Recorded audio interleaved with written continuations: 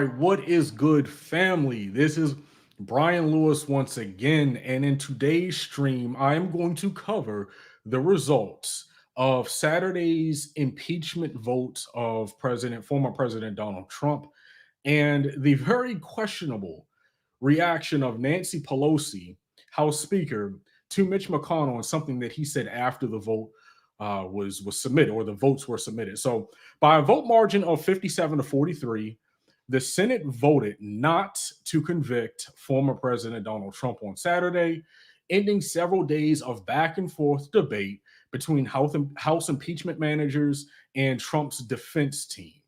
While this outcome was predicted by many, I was a little bit more optimistic than others, but it is yet another reminder of the active political warfare that the GOP is engaging in within this country. As you will see in the upcoming clip, this political warfare isn't just directed towards Democrats, by the way, but also towards any Republican who doesn't fall in line and allows fascist political violence to be given the green light in the United States. So take a look at this, a quick look at this first clip.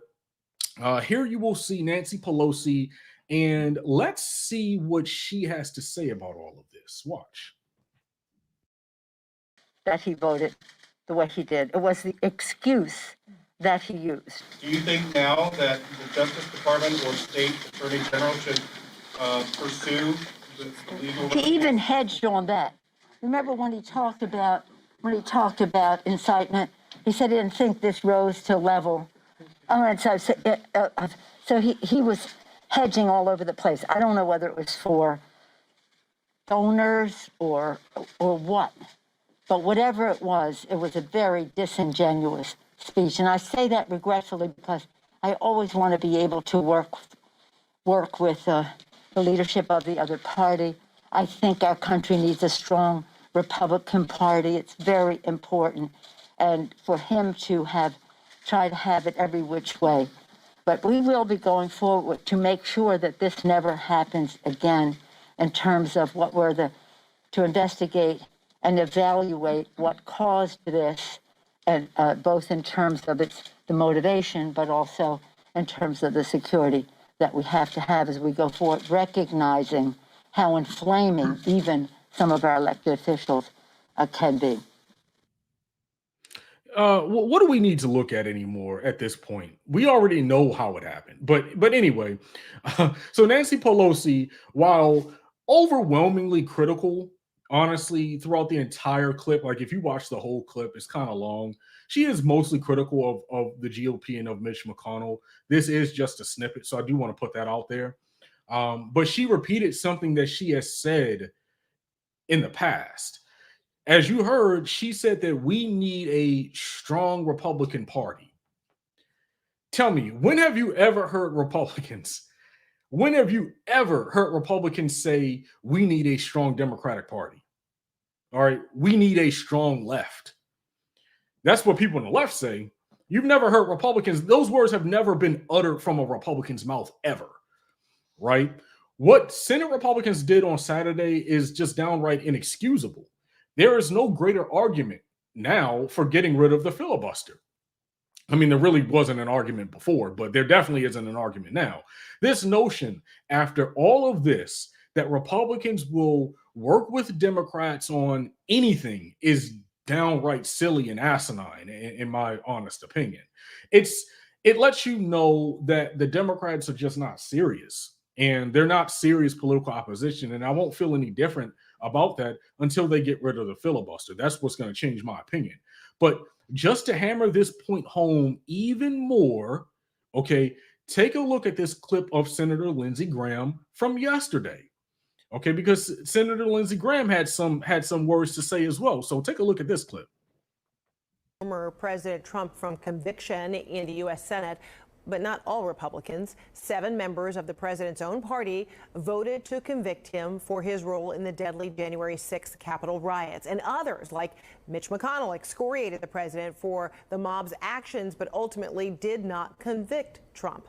This is the deep division playing out in real time within the GOP. And today, Senator Lindsey Graham gave his take on where Trump's acquittal will lead the party. The biggest winner, I think, of this whole impeachment trial is Laura Trump. My dear friend Richard Burr, who I like and have been friends to a long time, just made Laura Trump almost a certain nominee for the Senate seat in North Carolina to replace him if she runs. And I'll certainly be behind her because I think she represents the future of the Republican Party. All right, joining me right now, the executive. So Graham is being disingenuous, obviously. If Laura Trump gets the nomination, it's not going to be because of Burr voting to convict Trump. Burr actually isn't running for re-election in 2022. So Graham calls Eric Trump's wife, Laura Trump, the future of the party because she's a Trump, because she's one of his acolytes, right? She's married into the family. Why? Because, like I said, Senator Richard Burr of North Carolina, my state, won't be seeking re-election in 2022, like I said. So that's good news. So we have an open seat in the Senate that'll be coming up soon. And he, like I said, was one of 7 Republicans to vote to convict Trump. Does this sound like a party willing to work in good faith with Democrats? Just ask yourself this. I mean, this is a kind of a rhetorical question because we already know the answer to this, right? Thank you for the super chat, Micah. Says the GOP is evil due to their stance on climate change alone. No need for them if they are going to be an obstacle to justice. Yeah, I mean, that's the argument that I've been making. Like, wield power. That's what people elected Democrats to do, not to be complicit or just to roll over. But yeah, of course not. Of course, this doesn't sound like a party that's willing to work with Democrats seriously on transformative legislation. I've said before in previous videos that there's a civil war, soft civil war of sorts, a political, not literal, happening in the GOP. And right now, it looks like the fascism enabling Trump acolytes are winning that war. So what is there to gain by Nancy Pelosi saying we need a strong Republican Party? No, we don't. We need a weak, insufficient, politically extinct Republican Party, if we're being honest. Like I'm all about wielding power, like, for the people. And I just finished watching Judas and the Black Messiah over the weekend, so I'm like really amped up right now. Anyway, there is literally nothing to gain politically because anything that passes that's bipartisan, we know will be guaranteed to not be enough, right? If they do anything bipartisan, we know it's not going to be on climate change. They're not going to get any bipartisan legislation on climate change. We know it's probably not going to be on criminal justice reform, even though some Republicans seem open to doing a little bit on that. It's not going to be transformative enough. They're not going to give you bipartisan support on Voting Rights Act, on any type of Voting Rights Act, because that's the nail in their political coffin. If that happens, you have state legislatures around the country actually trying to stifle voting rights after the 2020 election. So they're not going to support anything bipartisan that has anything to do with voting rights. Anything transformative is not going to get bipartisan support. Okay. So like I said, there's nothing to be gained from this. Graham also said something else, and I think this is very important. He didn't say it in the clip that we showed, but he did say this. He said that if Republicans take back the House, they'll impeach Vice President Kamala Harris. Why? Because they know they're engaging, like I said, in political warfare. Thank you, Kaz Walker, for the super chat. Respect to you as well. They know what they're doing. It's the Democrats who are playing stupid about this. If they were smart, they get rid of the filibuster. And I know I sound like a broken record, but that's really the key to all of this. And they pass legislation to secure 2022 and 2024 ahead of time. And they won't have to worry about, losing the House potentially, which they're holding on by a slim lead right now in the House anyway. So they need legislation to help them win in the future. We'll have to see what they'll do. And I hesitate to say that because the last time I said that, last week, talking about the impeachment vote, it didn't really work out in my favor, as we all saw. And I was even telling David this, like, off camera, like, publicly I was saying like, yeah, let's see what will happen. But really, honestly, we all knew that it was unlikely that Trump would get convicted. It's just like you think that a situation like that would force even the staunchest of Republicans to say, you know what, that was a bridge too far. You would think that they would have the courage to do that. Apparently not, though. Apparently, no, this is all hands on deck right now. So knock on wood, but we'll have to see what they do. But so far, I am worried. I'm worried that there are centrist dinos, Democrats in name only, in the party who kind of want to shoot the party in the foot, politically speaking, of course, on purpose.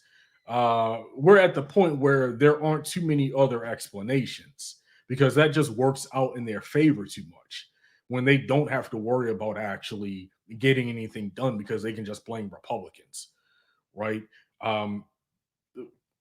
I don't know really what else to say about that other than I am very disappointed. And I know a lot of people are disappointed because you expect more from political opposition. And you expect these people to actually do right by their constituents and by their voters. But all too often we see that, these Democrats get into office and they do the exact opposite of what they said they would do like a month earlier. Hey, we're going to give you $2,000. Vote for us.